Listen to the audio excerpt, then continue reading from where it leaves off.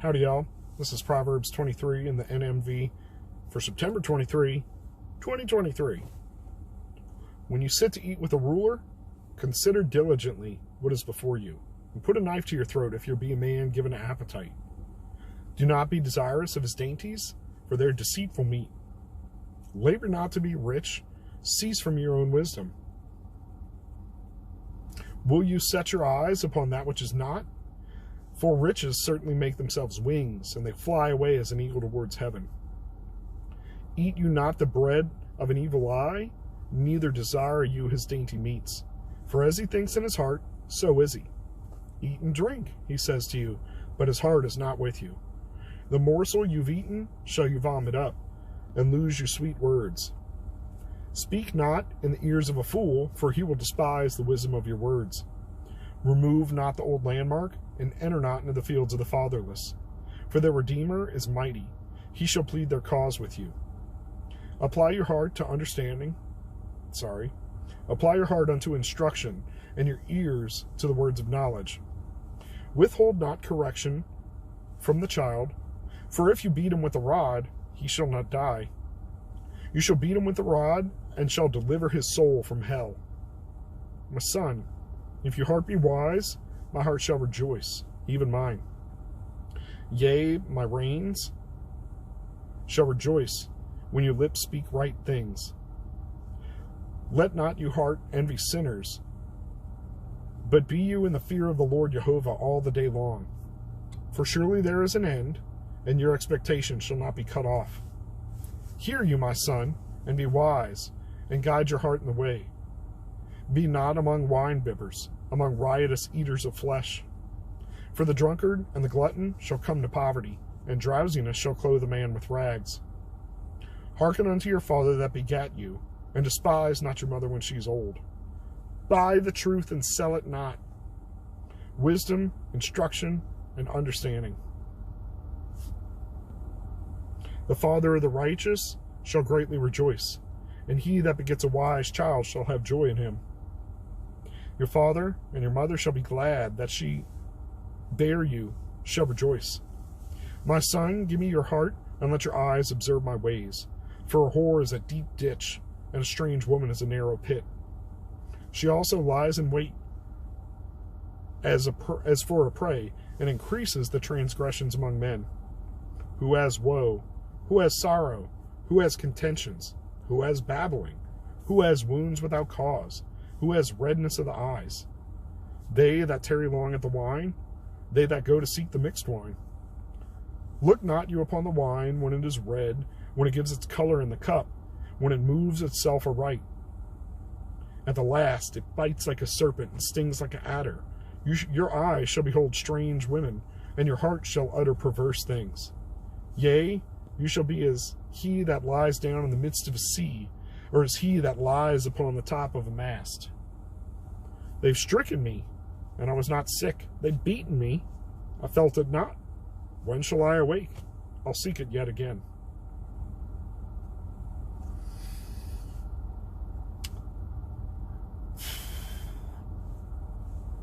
I gotta watch what I'm doing, lest I get myself in trouble. Because I'm about to pick up a shift here, or I have a shift. I'm about to start it in a moment. I just kind of brought myself over to the side. So there are two things here, right? You're sitting at a table with a ruler. And it says, put a knife to your throat. That's weird. That's not something you do with rich and important people, right? No. It's about showing control, showing restraint. If somebody puts a knife to your throat, you're probably going to do what they're told you. Or you're going to make a move, right? In similar fashion, putting a knife to your own throat, control yourself. They're watching you. They're watching what you eat, how much, how you do it, what you say. It's all a test because you don't belong there. You were invited. And then you've got the stingy guy who has you over and tells you, eat, drink, let's have a blast. And inside he's like, man, do you know how much wine Cheetah drink? Did you see him? He went for the best beers. He ate all the shrimp. Right? And then he's keeping an account. In fact, we just talked about that on the daily verse, right? That it was about repaying for evil. But I linked it to Corinthians, and love keeps no account. Similar fashion, this guy is keeping an account. You ate all this, you ate all that, you owe me. And the way that this worked with the Pharisees and Sadducees is they would give the best seats to the people, right? That it was the people that could repay them. I'm going to throw a lavish party, and I'm going to honor you. Why? Because you're going to throw a party, and you're going to honor me. And we're going to remember who put out the good wine, and who served what, the whole calf, and this and that. I know, distracting, I'm sorry. Further, you know, we are supposed to be diligent, but we're not supposed to be loving money, hungry for money. We're supposed to be diligent for doing good work and being approved and providing, right? And if we're diligent and we practice our craft, we'll be rewarded. It even says, see a man who's diligent in his work. He won't work for mere men, he'll work for kings, right? The better you are, the higher tier of people that want your services. And speak not, into the ear of the fools. It ain't going to do any good. It's interesting. I heard a great thing. We're in the New Messianic Version. And I was told, every time you see Redeemer in the Old Testament, paraphrase that with Jesus. Let's read it. Remove not the old landmark. Enter not into the fields of the fatherless. For Jesus is mighty. He shall plead their cause with you. The Redeemer is the Messiah because he came to redeem man. You get me? Read it. Every time that you find Redeemer in the Old Testament, read it as Jesus, and you may come away with a new understanding. So we're having a discussion today in this Reformed men's group, okay? And somebody brought up, I'm going to have to move. Somebody brought up correction, physical discipline, spanking. And I think this chapter definitely covers it. Talking about, hold on. All right, I'm going to have to check in and merge these videos later, I guess, because I'm pulling in. I haven't even checked into the service. They're going to scan my ID. So we're about halfway through. I'll just merge it later. All right, we got a bit of a drive. So let's see what we can do while the sun's still up, huh? So anyway, in the Reformed men's group on Facebook, talking about spanking, right? And people are like, no, you should never physically discipline your kids and messes them up, yada, yada. But these same people were mostly the ones that were conflating hitting and spanking, right? I don't know how to put this. I know my audience is mostly fellas. Do you harm your lady if you spank her?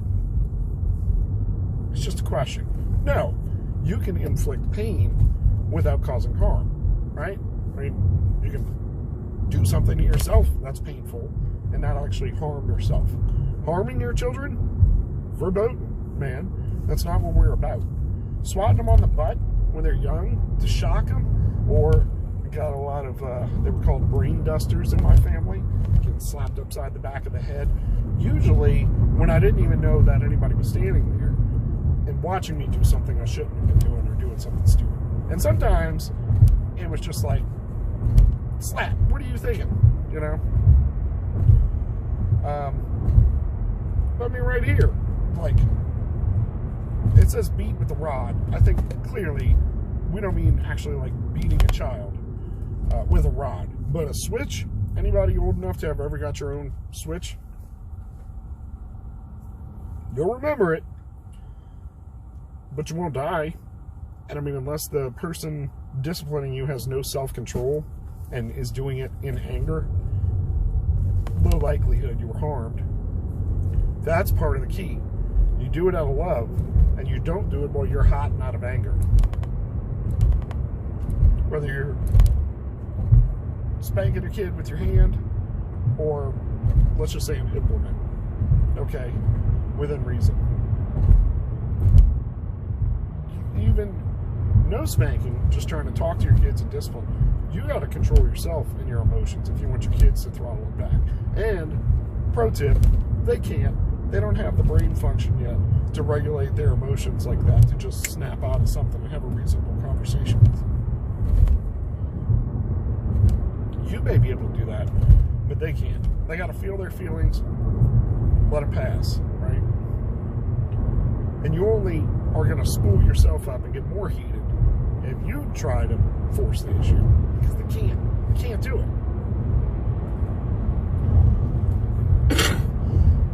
But you want to discipline your children because when they get older, you want them to be a source of joy for you. You don't want to be grieved by them and their foolishness, and have, your friends and acquaintances talk about, like, have you seen what your son's doing? Or, that was really foolish, making a fool of yourself and your family. No, we want to bring honor to our family and our parents.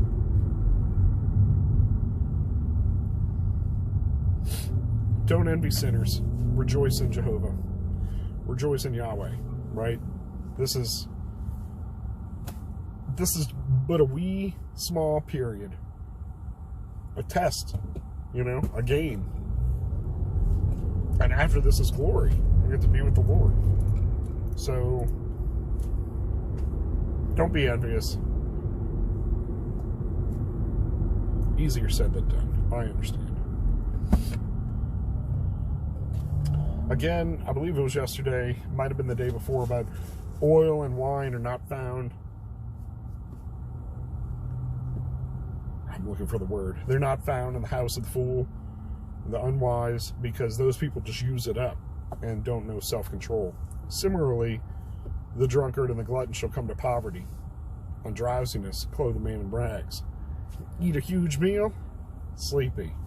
Drink too much wine, sleepy.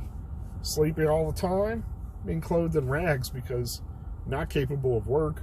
You don't have the motivation to do other things. If you are motivated or disciplined, you can only sustain it for so long while your body's deteriorating and your mind's deteriorating from the constant use of the alcohol or the sugar. Don't even get me started on sugar, the most addictive drug that Christians give a huge thumbs up to. Like, yeah, sugar, it's all good. It's not a drug because we say so.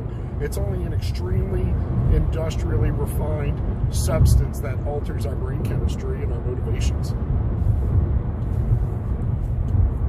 I digress. Listen to your dad, your mom.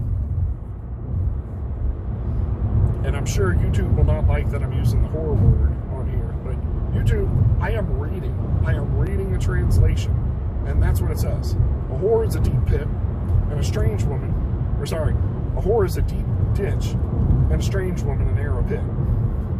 Either way, not something you want to fall into, not something you want to be stuck in, and for sure, if you're in either one of those, you're surely getting grimy, whether from the ditch you're falling in, or from the pit you're stuck in. You're not coming away clean.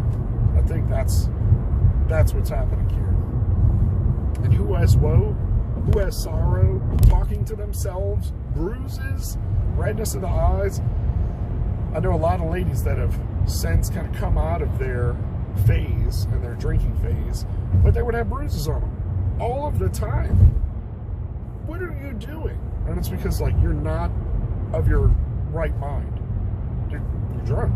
You hurt yourself and you're doing stupid stuff. So, those that tarry at the wine, those that seek to make the wine. Wine moms,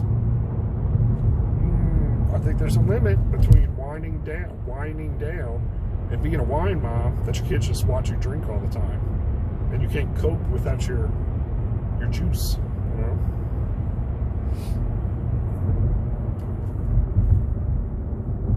I love that, the metaphor. It's like, don't look at the wine. And, we have sommeliers, and we're trained to appreciate wine and to assess wine and things like that, right? But it's just like the love of money. You can appreciate something, you can enjoy it for what it is, but when you start putting it way up there, it becomes an idol. It becomes a god. At last, it bites like a serpent, stings like an adder. It'll get you in the end.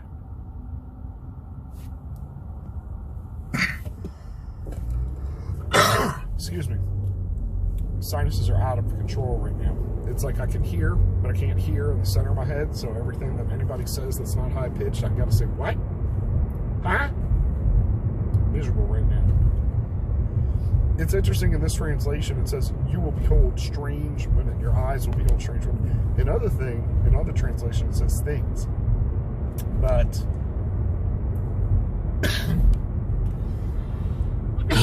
if you're frequenting these establishments, you'll probably be beholding a lot of strange women. Barflies, women that are also out and about on the streets like yourself. And just interesting what this translation says that. And your heart shall utter perverse things. You're going to have desires and want to follow them, and more likely to follow them with no self-control. What a sad verse, right? Lying down in the midst of the sea, or lies on top of a mast, right? Ship, you're on the top of a mast, you're as far as away you can from the pivot point, so you're moving as far and as fast as you can. This is sad. They've stricken me, and I was not sick. They beat me, I felt it not. When will I awake? When will I find another drink? Be blessed.